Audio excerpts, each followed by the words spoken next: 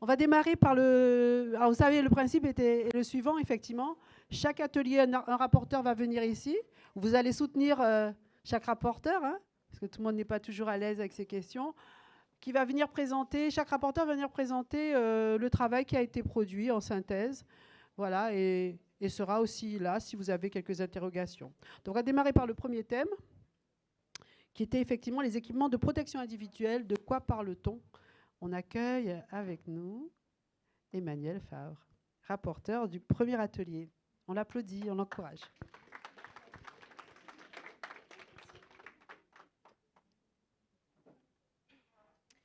Bon, alors, nous, on a parlé des équipements de protection individuelle, entre autres. Alors, de quoi avons-nous parlé? Donc, en introduction, en fait, donc on a parlé de 3 cas concrets d'accidents. Et ensuite, en fait, des questions ont été amenées par rapport à ces cas concrets. On a parlé de l'obligation pour l'employeur et pour le salarié de porter les EPI, du document unique et de la fiche d'entreprise. Alors, bon, l'employeur est responsable donc, de la santé et de la sécurité de ses salariés.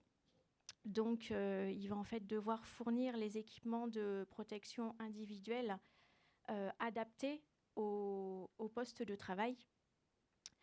On s'est posé la question en fait de pourquoi le salarié pouvait refuser de porter un équipement de protection individuelle. Alors ça peut être, ce qu'on connaît bien ici, la problématique du climat, de la chaleur. Ça peut être également une problématique physique ou une problématique médicale, mais dans ce cas, en fait, pour cette problématique médicale, ça va être signalé par le médecin du travail et il va pouvoir avoir une réflexion sur l'aménagement du poste.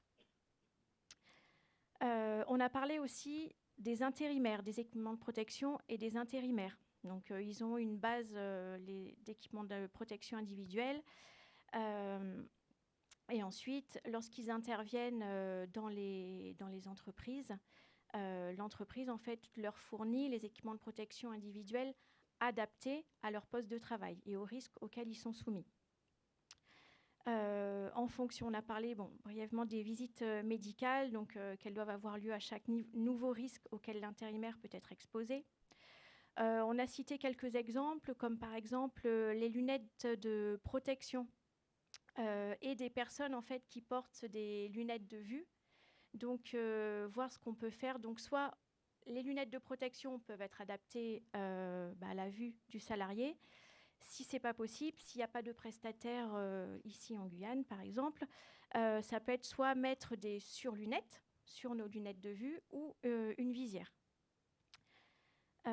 Et on a également parlé des équipements de protection qui ne pas adaptés aux risques auxquels sont soumis les salariés. Quelles réponses ont été apportées? Donc, avant de parler en fait d'équipements de protection individuelle, on va essayer de supprimer le risque, d'agir à la source. Si le risque ne peut pas être supprimé, on va réfléchir à mettre en place des équipements de protection collective. Et ensuite, on va fournir les équipements de protection individuelle en dernier lieu. Lors de cette dotation des équipements de protection individuelle, l'employeur ou la personne désignée dans l'entreprise doit s'assurer que le salarié a eu un accueil sécurité, a du coup qu'on lui a bien fourni les équipements de protection individuelle adaptés à son poste de travail, adaptés aux risques auxquels il va être soumis, qu'il a bénéficié ou qu'il va bénéficier de formations sur l'utilisation, la bonne utilisation et la vérification de ces équipements de protection individuelle, qu'il ait bien eu sa visite médicale et qu'il n'ait pas de conduite addictive. On a également parlé, en fait, au niveau des équipements de protection individuelle, certains fournissent les équipements de protection individuelle de premier prix. Et dans ce cas, le salarié peuvent ne pas du coup les utiliser, les porter, parce qu'ils ne sont pas forcément bien adaptés à l'environnement de travail ou au salarié lui-même. Du coup, il a été dit qu'il ne fallait pas en fait hésiter à investir dans des équipements de protection individuelle adaptés à l'environnement de travail, adaptés donc évidemment aux risques auxquels est soumis le salarié, et également adaptés au salarié lui-même et à ses problématiques de santé, s'il en a. Et en investissant en fait dans ces équipements de protection individuelle, on s'assure que le salarié porte ces EPI et qui vont durer un peu dans le temps. Au niveau du plan d'action, alors, bon, évidemment, la base, ça va être le document unique d'évaluation des risques. On va en parler dans le prochain atelier, dans un des ateliers suivants. On va du coup identifier les EPI adaptés aux risques, assurer le suivi des équipements de protection individuelle, donc assurer leur bon état, la vérification, leur durée, et peut-être du coup tracer en fait ce suivi dans un registre. Par exemple, lorsque l'on fait l'accueil sécurité d'un salarié, on va lui remettre donc le doté d'un certain nombre d'EPI. On va du coup lui faire signer le document comme quoi il a bien eu tel équipement de protection individuelle. Comme ça, en cas d'accident, en fait, l'employeur va pouvoir indiquer qu'il a bien fourni ses équipements de protection individuelle. On va également en fait sensibiliser sur l'utilité de porter ses équipements de protection individuelle. Il va être également important d'échanger avec le salarié parce que c'est le salarié qui est sur le terrain et qui va en fait pouvoir indiquer à l'employeur pourquoi il ne porte pas son équipement de protection individuelle et essayer de trouver l'équipement de protection individuelle qui va être le mieux adapté au salarié, au risque auquel il est soumis sur le terrain et que l'employeur en fait ne voit pas.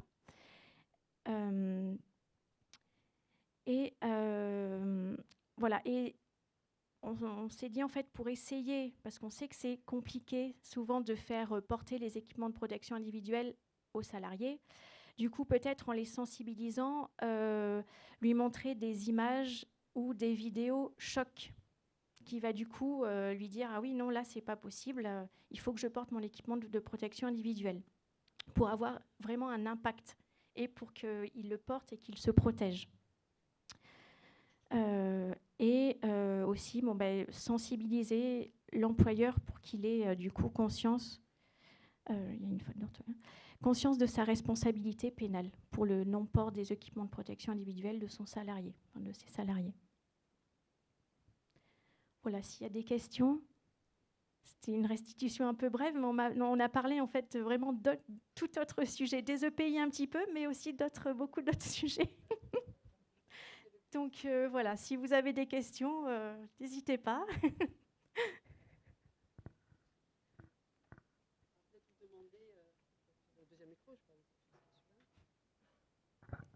Sans trop tarder, juste savoir comment s'est passé les échanges, la qualité des échanges par rapport au groupe que vous aviez autour de vous. Voilà, juste quelques retours là-dessus.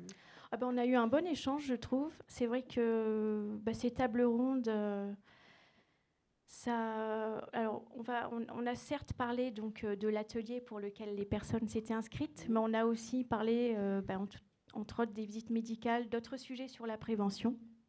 Et ça a une réelle utilité, je pense, d'échanger, en fait, d'avoir le retour d'expérience des salariés. Il y avait des salariés, il y avait responsable d'une boîte d'intérim, un animateur QSE, voilà, donc très intéressant. Très, très bien.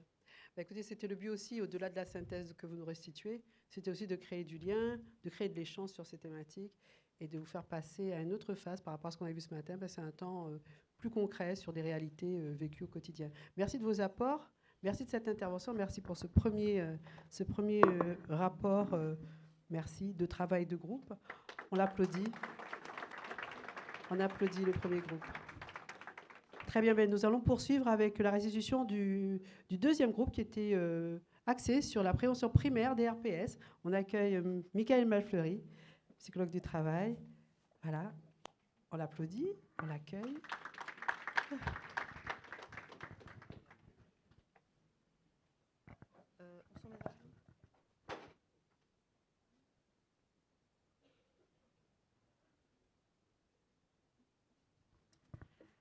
Donc nous avons travaillé sur la prévention primaire des risques psychosociaux, un groupe très riche et très bavard, composé de salariés qui avaient été victimes de risques psychosociaux, composé de chefs d'entreprise, composé de travailleurs indépendants, composé d'assistants de services sociaux, de préventeurs, et j'en oublie peut-être. Donc un groupe vraiment très très riche avec des expériences assez variées. On a parlé de beaucoup de choses. On a défini dans un premier temps le risque psychosocial, qu'est-ce que ça veut dire. On a parlé du stress, de sa répétition, qui devient donc en fait un stress chronique. On a parlé du burn-out. On a parlé de violence, les violences physiques, les violences verbales. On a parlé du harcèlement organisationnel. Lorsque l'entreprise ne souhaite plus collaborer effectivement avec un salarié, il met en place des dispositions pour l'inviter à quitter l'organisation. Il faut que je mette en diaporama.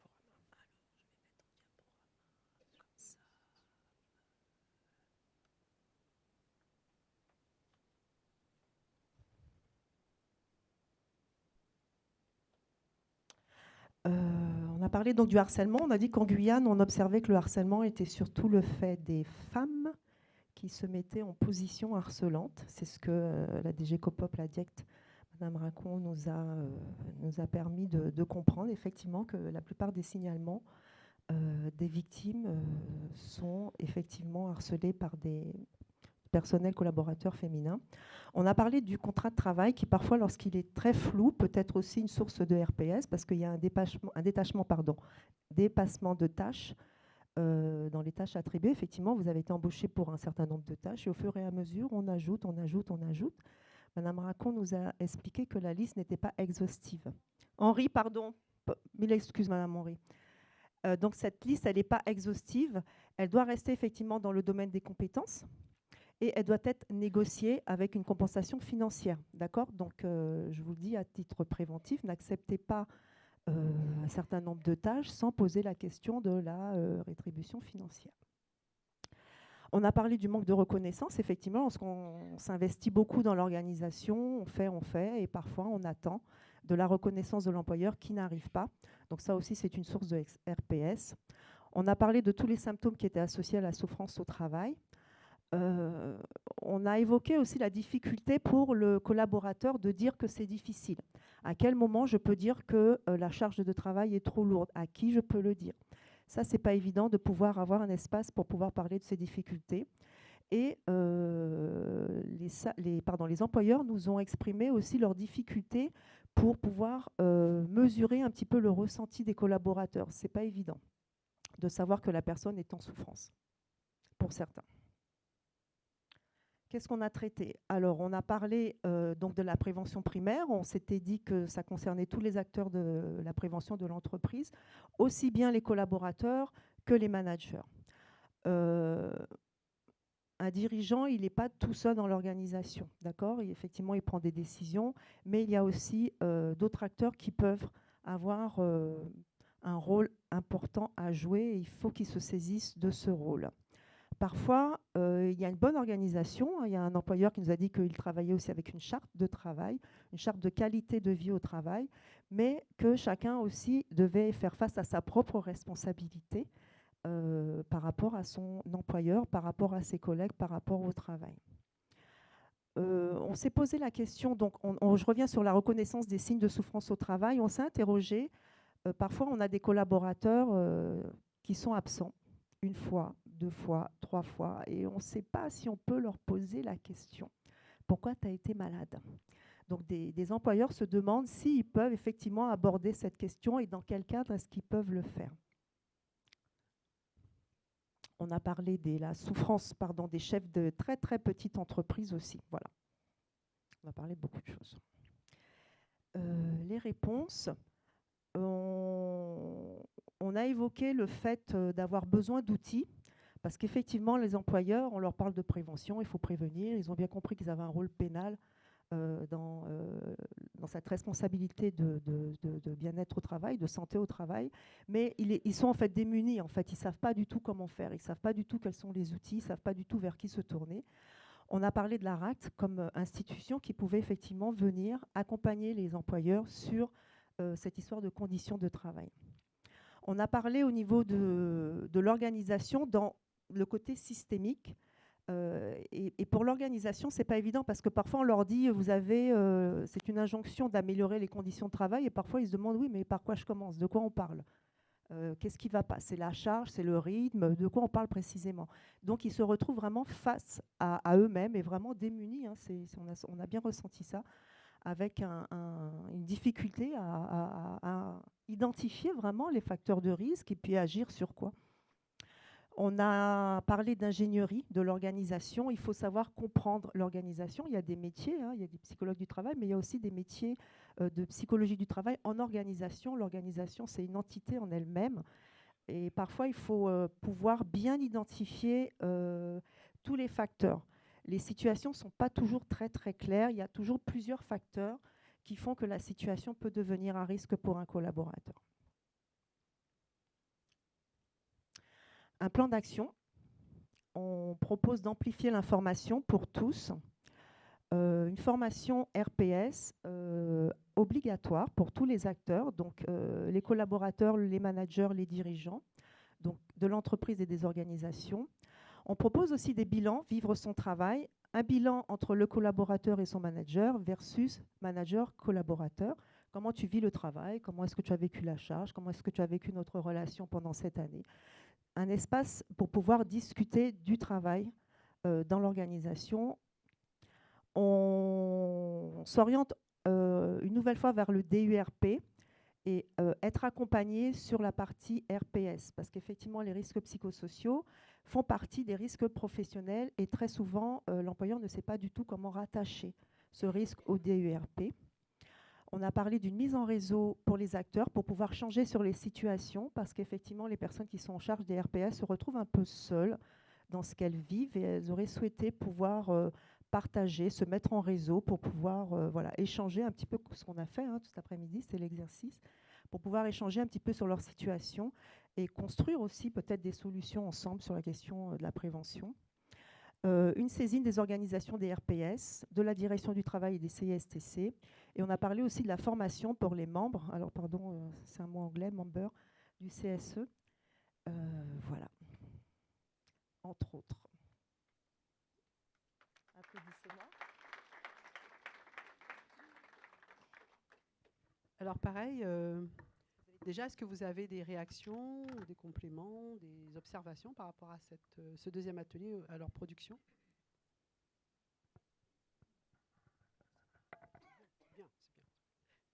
Bien, c'est bien. Oui, c'est concret, c'est clair. Pour vous, oui, c'est vrai que vous avez déjà pu échanger sur ce que vous avez dit, ce qui s'est passé en travail, donc très très bien. On voit effectivement ce qu'il y a des points qui commencent à être communs avec le premier atelier. Il y a des actions communes qui peuvent être menées conjointement, puisqu'on parle bien ici de toujours continuer à faire cette information au public, et puis d'échanger avec le salarié pour comprendre sa situation. Merci Michael Malfleury pour cette intervention. On l'applaudit, on la remercie pour avoir été rapporteur du groupe. Le troisième atelier s'attachait à œuvrer sur la question de la fiche d'entreprise et le document unique des risques professionnels. Nous accueillons le docteur Doucet, c'est bien cela, qui a été rapporteur pour ce groupe. Docteur Doucet. Alors vous, c'est à l'oral, je crois. On va le faire à l'ancienne, sans PowerPoint.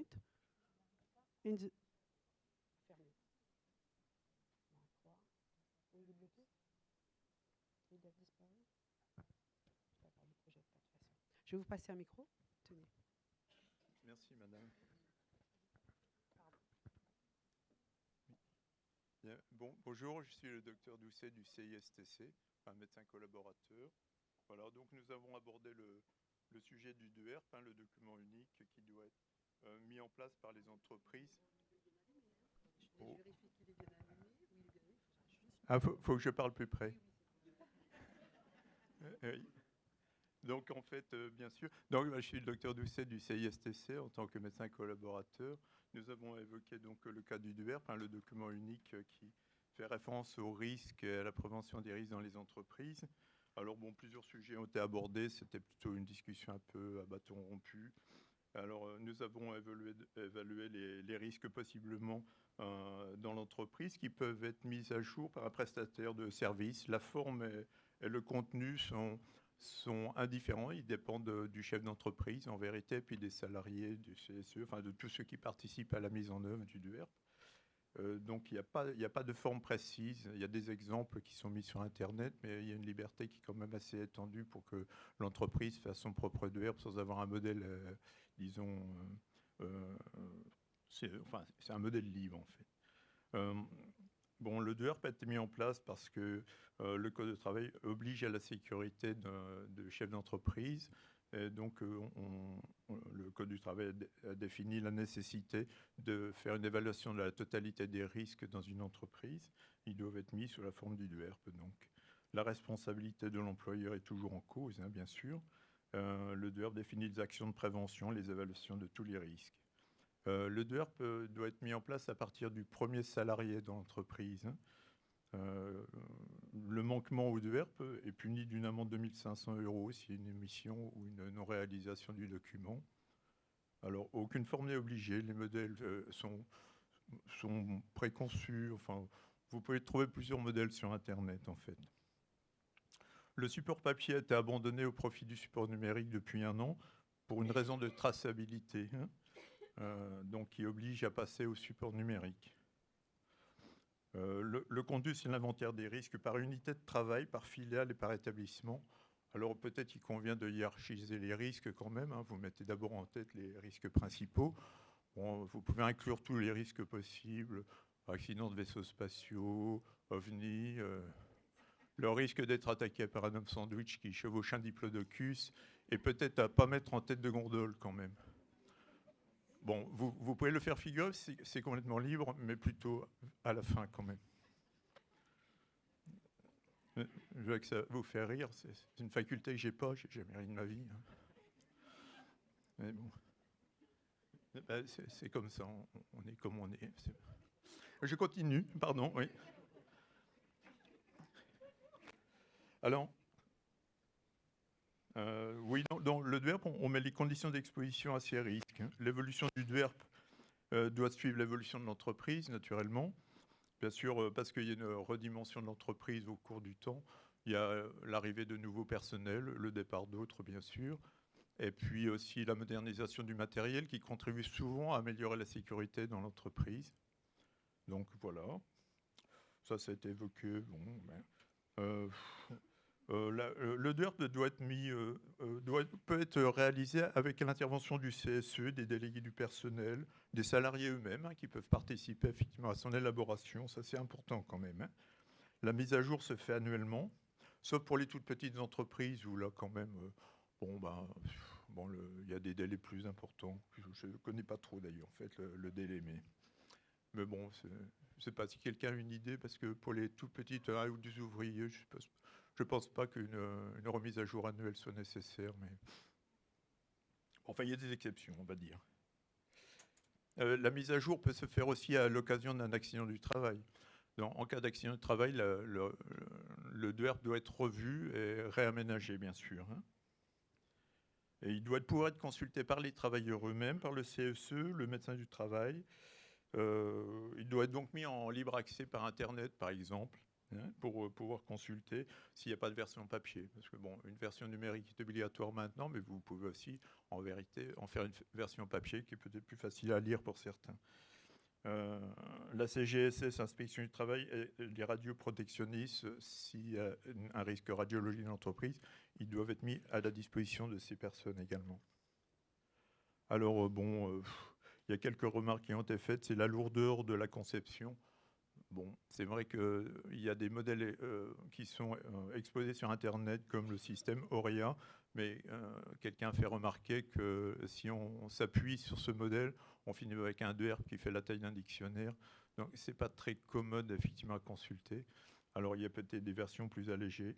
Il faut peut-être mieux le faire soi-même que faire par un prestataire, parce que la cherté des mandataires a été évoquée également. Si vous faites le DER par un mandataire, ça peut coûter quand même assez cher. Dans le cadre du service à personne, c'est évoqué. Qu'est-ce qu'on a évoqué encore Bon, en fait, on a parlé du coup de la prévention. Je pense que c'est très important de savoir que le DERP est le premier document saisi par les juges en cas d'accident du travail grave et puis de procès. Le DERP est l'élément essentiel dans l'entreprise. Un juge sera toujours plus clément avec une entreprise qui a réalisé le DERP, même si accident il y a eu, à cause que le DERP a été fait, disons, et homologué dans les qualités dont on a parlé. Et ce sera toujours un facteur apaisant pour le jugement, en fait. Une circonstance, disons, atténuante. Voilà, c'est ça. Oui. À l'inverse, évidemment, ça peut être une circonstance aggravante si le DERP est manquant. Oui, ça peut aller très cher. C'est 45 000 €, je crois, effectivement. Oui. Et 1 an de prison, oui. 3 ans, oui. 3 ans. Oui, bon, enfin, bon, déjà au bout d'1 an, on est usé là-dedans. Alors 3, enfin, l'entreprise est par terre, quoi. Bon, enfin, oui, c'est quand même grave. Hein, donc voilà. Donc il ne faut pas qu'une entreprise lésine. En fait, c'était un peu la conclusion. Lésiner sur la prévention, ce n'est pas une bonne chose. Parce que, en vérité, même si c'est coûteux en temps pour un chef d'entreprise, je conçois que le temps ce soit de l'argent, mais il convient quand même d'y consacrer un peu parce que le bénéfice est quand même très, très supérieur au risque, là, du coup. Donc, d'avoir le DERP, mettez quand même l'accent dessus et essayez de l'établir dans les meilleures conditions possibles, avec l'ensemble des personnels que vous aurez choisis pour y participer. Voilà, on n'a pas parlé d'autre chose, en fait. Mais enfin, c'était pas mal, déjà. Voilà. Merci. Merci. Avant de vous libérer, quand même, je vous laisse le micro encore 2 secondes. D'accord, très bien. Bon, vous n'étiez pas tout seul dans ce groupe, hein, les copains qui étaient avec le docteur Doucet. Est-ce qu'il est... oui ? Je voudrais juste ajouter une chose on a parlé évidemment du DU, la fréquence de mise à jour, etc. Alors, on a vu les textes, puis on s'est dit, mais le plus important, ce n'est pas les textes, c'est qu'il n'y ait pas d'accident et de problèmes de santé dans l'entreprise. Déjà, d'avoir ça en tête, c'est important. Et ça répond quand même à une question de la périodicité pour le mettre à jour. Si on conçoit qu'un DU est associé à un plan d'action, avec un peu de bon sens, un plan d'action qu'on ne regarde pas tous les ans, la chance qu'on avance en termes de prévention si on ne le regarde pas au moins une fois par an. Hein, voilà, c'est juste l'approcher ça plutôt en termes de finalité. Il y a un plan d'action, et si on ne le regarde pas au moins une fois par an, le plan d'action, bah c'est qu'on s'en occupe quand même pas beaucoup. Donc, même si vous n'avez que 2 actions dans votre DU, eh ben, au moins on les regarde une fois par an. Et donc, ça mérite une petite mise à jour annuelle, et je pense que ça gardera la dynamique que vous avez à mettre en place en termes de prévention des risques professionnels. Voilà, donc n'oublions pas d'avoir du bon sens. Il y a des textes, mais il y a aussi du bon sens. Et la finalité peut nous guider aussi sur la périodicité. Merci. Merci de cette intervention. Puis je voudrais dire que le DERP, c'est le premier qui coûte. Après, c'est de la mise à jour. C'est le premier qui est un peu plus coûteux. Bon, par contre, excusez-moi, je refermerai vite la parenthèse, mais oui, ça a un coût les prestataires, mais enfin, je vais un peu les upgrader. Parfois, ça vaut le coup. Voilà. Et puis, n'hésitez pas à voir, il y a plusieurs tarifs sur le marché. Ça, c'est dit. On le range. On va passer au 4e, et ça avance bien, parce qu'il y en avait 6 d'ateliers. Donc, le 4e groupe a travaillé sur la prévention de la désinsertion professionnelle. Et on va accueillir le docteur Shahnaz, c'est ça, Kadaye. Je veux bien que vous me disiez comment le dire. Alors, Shahnaz, vous avez bien dit, et Kadaye. C'est très bien, merci. Installez-vous. Alors, oui, on va vous débarrasser. Posez dessus, je crois que ça va fonctionner quand même. Votre micro est ouvert, je vous laisse faire. Bonjour à tous, donc docteur Kadaye. Je vais parler comme ça. Donc, pas de projection. nous avons eu un groupe très riche avec voilà, des assistants de services sociaux, des chefs d'entreprise, des agents de la fonction publique d'État et territoriale. Et nous avons parlé en fait de la prévention primaire, secondaire et tertiaire. Et en fait, du fait que nous, on agissait plutôt en prévention, en maintien en emploi, plutôt sur du tertiaire que sur du secondaire ou du primaire. Et qu'en fait, il faudrait plutôt favoriser la prévention primaire. Donc, on a parlé des formations possibles pour les salariés, sur les différents types de visites médicales. Ça, c'est plutôt en secondaire. On a aussi parlé, on a regroupé avec le document unique d'évaluation des risques pour la prévention primaire, pour évaluer les risques et éviter la désinsertion professionnelle. Et voilà. Ce qui était difficile dans ce groupe, c'est qu'il y avait à la fois du privé et du public. Donc les modalités de suivi en santé au travail ne sont pas forcément les mêmes. Et et les dispositifs aussi de maintien dans l'emploi sont différents. Dans les nouveautés du suivi, on a parlé de la visite demi-carrière qui s'est mise en place récemment, et de l'intérêt d'avoir une visite, de faire une visite de pré-reprise, donc demander une visite au médecin du travail le plus précocement possible pendant l'arrêt. Alors là, c'est le plus important. Voilà. On a aussi parlé de la nouveauté du rendez-vous de liaison avec les employeurs pour avoir un échange. Normalement, c'est après un mois d'arrêt. L'employeur peut échanger avec son salarié, ou le salarié peut demander à échanger avec son employeur pour mettre en place des dispositifs de maintien en emploi pour le médecin, pour avoir comme finalité le maintien dans l'emploi. Nous avons parlé aussi du handicap, de la définition du handicap, de la possibilité d'avoir une reconnaissance en tant que salarié en situation de handicap et les avantages que ça pouvait avoir pour le salarié ou l'agent. Et aussi du réseau qui était présent, parce qu'on a eu la chance d'avoir une assistante de service social très impliquée, qui nous a expliqué qu'en fait, dans votre région, il y avait un bon maillage, un beau réseau, et une cellule PDP qui était très active au sein de la CGSS. Voilà. On salue déjà ce travail.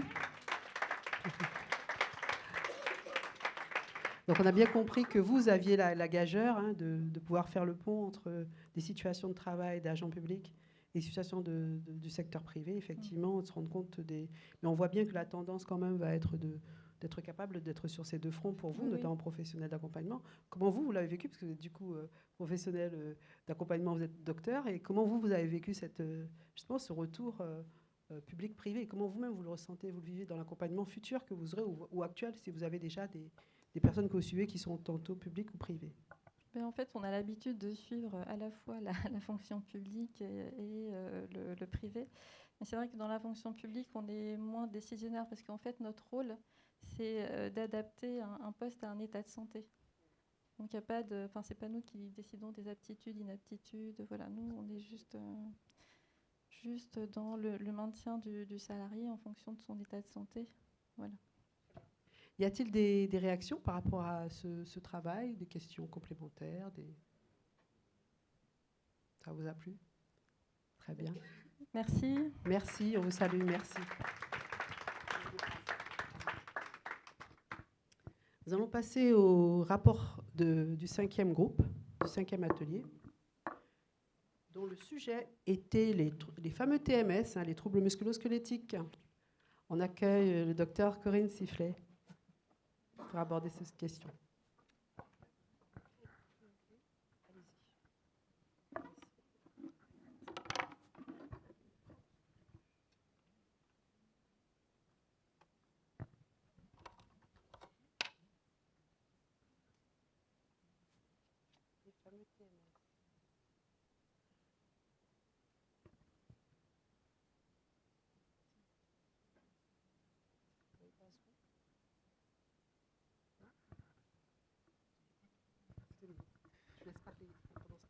déjà à l'oral. Donc déjà, on était dans un petit groupe avec, il y avait un entrepreneur, il y avait un employeur de TPE, avec aussi une entreprise avec un travailleur indépendant.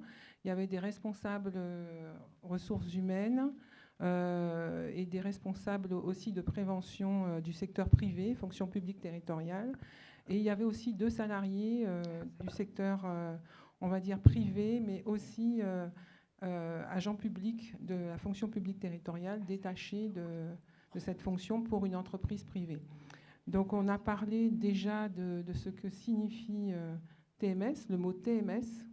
Donc dans ce groupe, eh bien, finalement, beaucoup de personnes, enfin, j'ai remarqué que les personnes qui étaient dans le groupe connaissaient bien les TMS. Ils savaient ce que c'était une pathologie qui intéresse le muscle, le tendon, l'os. Donc tout le monde avait bien compris que ça intéressait ce groupe cette partie du corps. Et ensuite, on a listé donc les TMS, d'où elles pouvaient être, à quel endroit elles pouvaient se situer, au poignet, au cou, au rachis, aux genoux, aux chevilles, au dos, au lombaire, enfin partout où il y a des articulations. En fait, beaucoup ne savaient pas en fait que ces TMS pouvaient aussi être déclenchés par une organisation délétère, par un management aussi qui pouvait être délétère. Et donc, j'ai expliqué en fait le lien qu'il y avait entre les RPS et la survenue de TMS. Donc, ça a été pour eux une découverte. Ensuite, on a parlé de prévention primaire. On a parlé de prévention primaire, puisque pour éviter les TMS, il faut parler du DURP et du plan d'action qui doit l'accompagner. Donc, ils ont été informés de la possibilité d'aller sur le site de l'INRS pour pouvoir élaborer ces documents uniques par le biais, par exemple, de TMS Pro et d'un bijou moi j'appelle ça un bijou pour les TPE. C'est le document qui est présent en ligne, qui s'appelle Mon document unique, PREM, je crois, PREM, de l'OPP-BTP, qui permet aux TPE de produire un document unique à toute vitesse. Un enfant de 6 ans peut y arriver, franchement. Il n'y a pas besoin de... C'est un outil extraordinaire où, en fait, une petite entreprise, il lui suffit de lister, en fait, les métiers, couvreurs, charpentiers, menuisiers ou autres. Et ensuite, les risques sont déjà préétablis dans le document. Il n'y a plus qu'à cocher ces risques s'ils sont présents. Et ensuite, de découvrir les EPI, les EPC qui devront être mis en place. Ça découle sur un plan d'action. Donc voilà, c'est un outil formidable. Je n'ai pas travaillé dessus du tout. Donc c'est juste que je l'ai découvert et j'ai trouvé que c'était intéressant de l'évoquer là. On a parlé du bon usage du matériel par le travailleur pour éviter les TMS. Il faut aussi qu'il y ait un entretien du matériel. Il faut qu'il y ait une adaptation du matériel. On a parlé notamment du fait que parfois on a des outils ou des tâches sur lesquelles on ne peut pas éviter les TMS. C'est, semble-t-il, le cas pour certaines situations, notamment les piroguiers. On a évoqué le cas des piroguiers. Cependant, on a parlé de l'entretien du matériel, de réduire les vibrations, réduire le bruit, les organisations qui peuvent être améliorées de manière à éviter à ces salariés ou à ces agents de se retrouver trop longtemps dans le risque. Donc on a parlé de GPEC finalement. On a parlé d'hygiène de vie aussi, de renforcement musculaire, d'hygiène alimentaire, du bon usage du matériel pour la bonne posture. Il y a une dame qui nous a parlé du dos et de la bonne posture du dos. Souvent, on est sur des sièges, mais on est mal assis sur les sièges et ça entraîne aussi l'apparition de TMS. Donc, on a parlé aussi que l'employeur doit rappeler les règles et que ça relève de sa responsabilité de les faire appliquer. Alors, pour résumer, quels sont les gestes et postures qui affectent le corps ? Eh bien, les mauvaises positions assises, on a beaucoup débattu, beaucoup parlé de ça.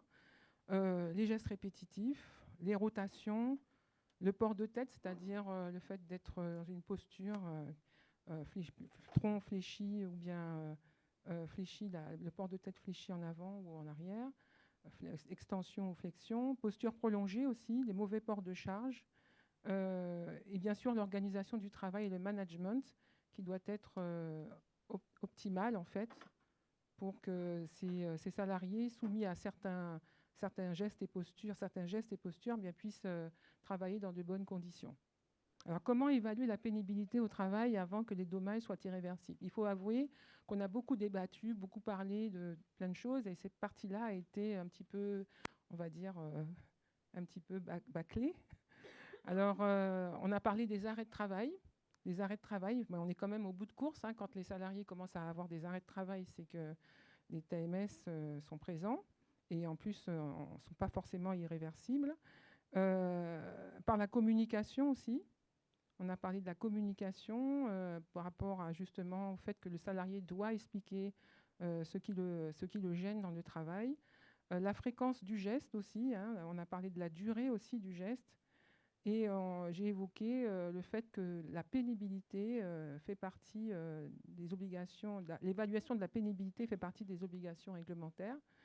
Et ces informations sur la pénibilité sont sur le site de l'INRS. Bon, j'ai fait de la pub pour l'INRS. Je ne sais pas si j'avais le droit, mais en tout cas, j'en ai fait. Hein. Voilà. Et c'est ce que j'avais à dire sur ce sujet.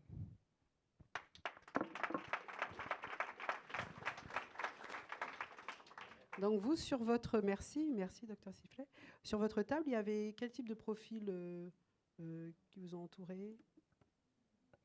Alors, donc, il y avait responsable de prévention des risques professionnels, travailleurs indépendants, employeurs de TPE, salariés, et aussi, voilà, c'est ça, il y avait ce profil-là. Des réactions de votre part?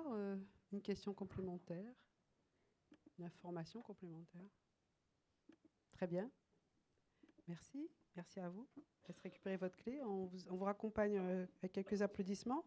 Ça va me permettre de faire la transition. Nous arrivons au résultat du dernier atelier, celui de la prévention des addictions au travail. Et nous accueillons le docteur Pébré. C'est la fin de journée. Hein.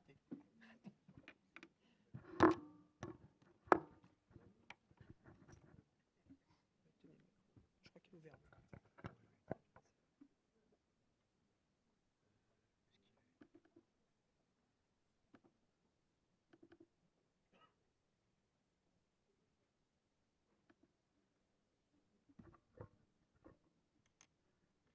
Alors, sujet d'actualité, puisqu'on est à quelques minutes de la conduite addictive. Alors, les addictions en entreprise, donc on a dépassé le sujet, puisque les addictions, ça concerne que la dépendance à une substance, à un geste, à ce que vous voulez. Donc, on a été plus sur les conduites addictives, les pratiques addictives, puisqu'en entreprise, il y a plus des conduites type alcool, cannabis, je ne sais pas quoi, que je suis accro à quelque chose. Donc on est vraiment été sur les conduites addictives.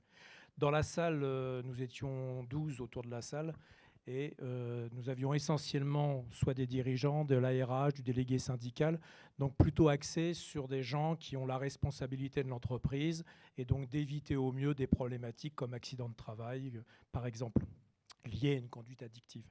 Et donc le parti pris de l'animation, c'est moi qui l'ai faite, le parti pris, c'est vraiment axé sur comment, en tant qu'employeur, en tant que comité social économique, CHSCT, puisqu'il y avait aussi de la fonction publique territoriale autour de la table, c'est comment axer toute la prévention autour de ces conduites addictives au sein de l'entreprise, au sein de la structure publique.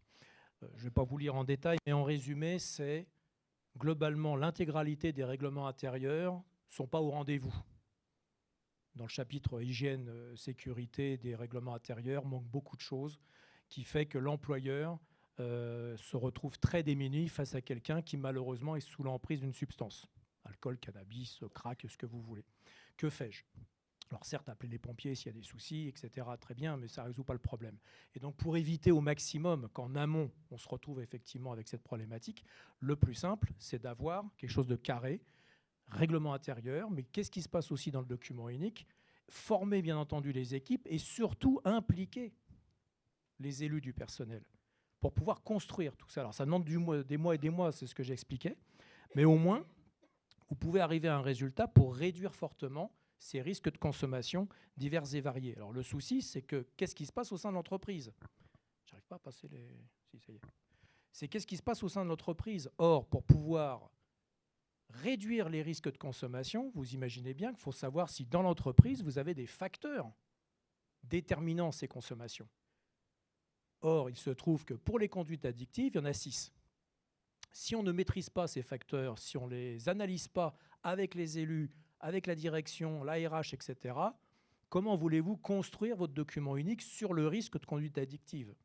Très souvent, dans le DU, il n'y a rien à ce sujet, alors que dans le règlement intérieur ou une note de service selon les entreprises, interdiction absolue de ceci, interdiction absolue de cela, ce qui n'est pas forcément légal, puisqu'on rappelait qu'il est tout à fait autorisé dans le Code du travail qu'il y ait du vin, du poiré, du cidre et de la bière en entreprise pendant le repas. Alors qu'est-ce qu'on fait si on interdit tout alors que le Code du travail l'autorise? Compliqué. Les pots d'entreprise, tout le monde en fait. Naissance, départ, retraite, etc. Est-ce que c'est cadré? La majorité des règlements intérieurs, ça n'en parle pas. Ou pas complètement. Possibilité sous réserve d'autorisation de l'employeur. À quelle heure? Combien d'alcool, par exemple, par salarié? Est-ce que je mets à disposition des éthylotests? Est-ce que je donne l'autorisation de repartir à la maison alors que je suis bourré? Non-assistance à personne en danger, si ça arrive pour l'employeur, par exemple. Donc ça va très très loin. Donc pour éviter tout ça, il faut effectivement bien... Tiens, il manque... excusez-moi. Hop. Où sont passés mes 6 facteurs? Ah bah si, ils sont là. Il faut effectivement analyser ça avec le CSE ou le CHSCT dans le public. S'il y en a au moins un, que puis-je faire pour réduire ou supprimer ce facteur? Je sais que je vais donc réduire le risque de conduite addictive au sein de l'entreprise. Ce qui va vous permettre de construire votre document unique sur le sujet et éventuellement aussi, dans le règlement intérieur, une note de service, qu'il y ait un parallèle et donc une proportionnalité. Il y a trop d'employeurs qui se font avoir en justice parce que dans le règlement intérieur, on a le droit de rien faire du tout, puis dans le document unique, il n'y a rien du tout. Bah, attendez, vous interdisez tout, pas d'alcool, rien du tout, pas de pot d'entreprise, et puis dans le document unique, le risque apparaît même pas. C'est bizarre quand même, c'est pas cohérent. Et il y a beaucoup de juges prud'homaux qui profitent, surtout des avocats, qui profitent de cette brèche pour s'engouffrer pour condamnation, pour condamner l'employeur. Donc, pour éviter tout ça, bien analyser sa situation d'entreprise, faire un bon document unique sur les risques de conduite addictive, et en parallèle, éventuellement un règlement intérieur ou une note de service sur le sujet. Donc, très complexe comme sujet. Il faut impliquer impérativement les élus du personnel, ou du moins une partie, pour pouvoir construire ce DU et ce règlement intérieur ou ces notes de service. J'ai donné quelques tuyaux autour du règlement intérieur pour ne pas passer systématiquement en validation, inspection du travail, parce que c'est long et ce n'est pas forcément nécessaire selon certaines annexes à mettre dans le règlement intérieur. Ça devrait réduire automatiquement les conduites addictives dans l'entreprise. Ce qui ne tient pas compte, évidemment, des consommations extérieures, notamment personnelles, privées, qui peut influer également, bien entendu. On boit?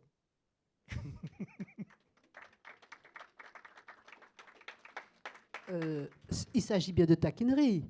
On est non bien d'accord. Ah non, bon, d'accord. Oui, c'est vrai que c'est prévu de boire un coup, raisonnablement, en toute responsabilité, on est d'accord. Le poiré en Guyane, on ne sait pas trop quoi faire avec cette affaire. Hein. Bon, le poiré, j'en ai toujours entendu parler. La bière, on voit, on a une production locale qui est pas mal.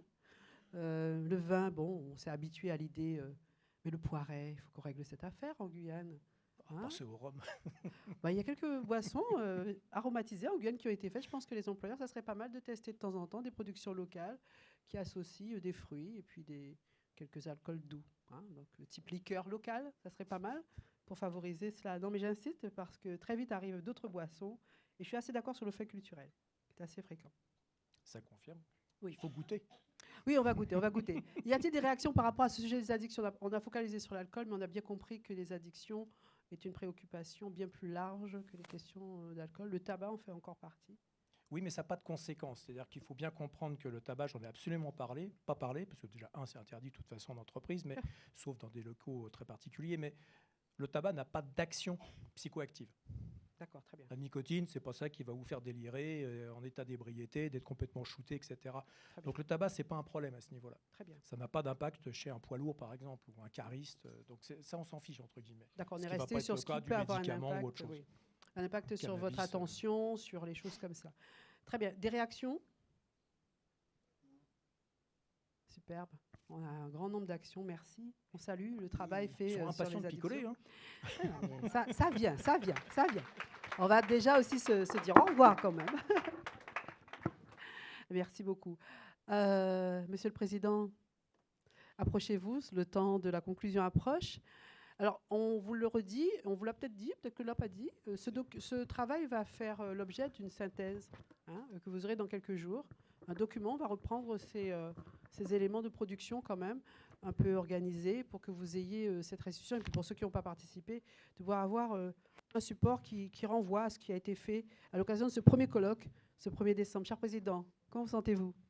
Je suis heureux de voir le déroulé de cette journée, d'avoir pu compter sur les acteurs, on va dire parisiens, mais plus largement métropolitains, les acteurs de Kourou, de Saint-Laurent, évidemment nos collaborateurs. Donc, avant de passer à la vraie conclusion, je voudrais quand même rappeler l'objectif de ces ateliers.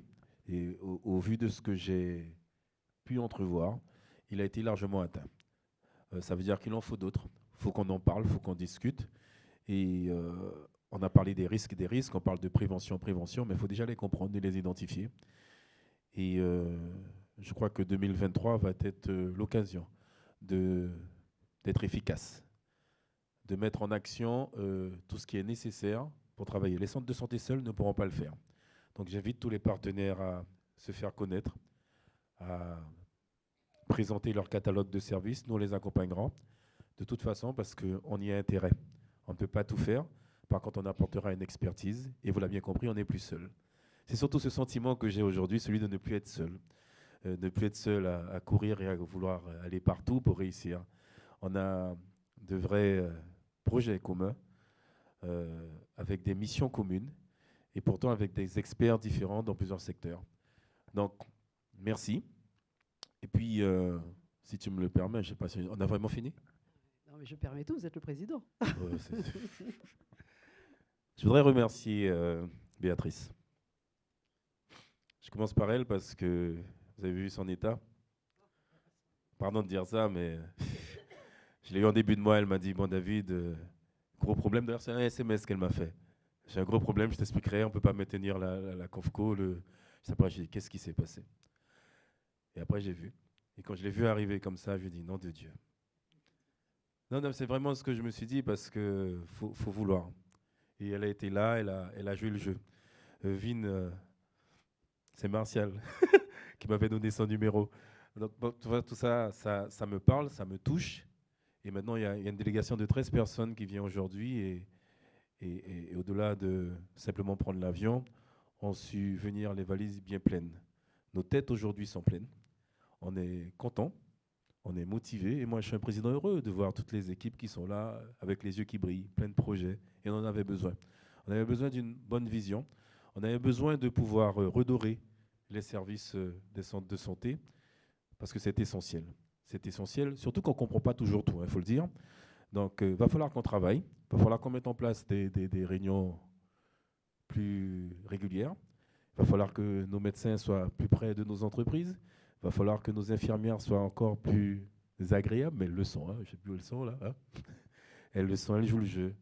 Et franchement, ça fait plaisir. Alors, merci à tous. Je sais plus, oui, c'est Ingrid qui m'a dit oui, on a demandé un colloque dans 3 mois. Non. Franchement. Mais par contre, oui, il faut qu'il y ait des choses par contre d'ici là. Bon, maintenant, on verra avec les équipes ce qu'il faut faire. Mais je crois que c'est surtout ça que je retiens. On a besoin de se voir, on a besoin de discuter ensemble. Et sur des thématiques qu'il faudra définir. Et viendra le moment de l'après-colloque, détailler tout ce qui a été vu. Je prenais quelques notes, mais bon, elles sont trop longues. Alors, merci à tous. Et je vais simplement demander, parce que ça, c'est important pour moi, une sorte de petite photo finish, d'accord, avec tous ceux qui sont venus. Eh bien, on vous appelle à venir nous rejoindre. Ça sera la photo de conclusion. Les équipes du STKOG voilà, qui ont fait le déplacement. Du SIAMT, de et présence. Évidemment, les collaborateurs du CISTC qui, nom de Dieu, franchement, ont fait un travail magnifique. On les applaudit d'ailleurs. Oui, voilà, ils ont été fortement soutien du président. Et sans eux, effectivement, cette opération n'aurait pas eu cette allure. Allez-y pour la photo.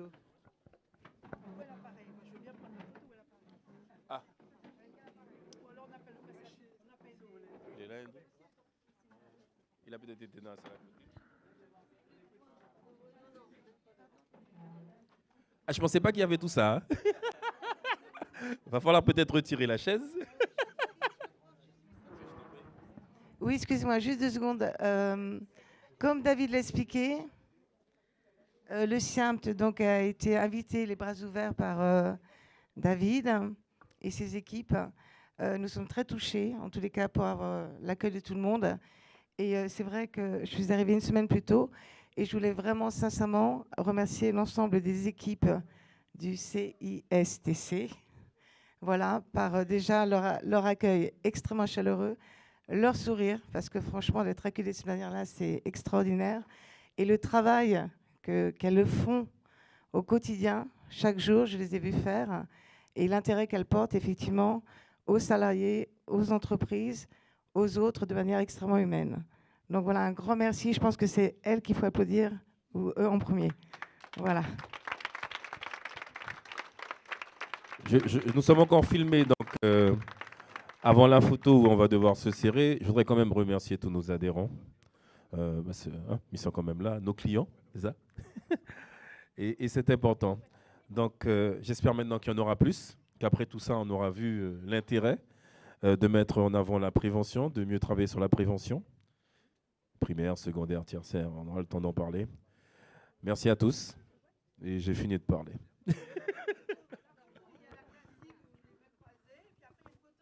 Ah, je n'aurai pas l'énergie. Et puis, il y a des risques clairement établis. Là. Attends.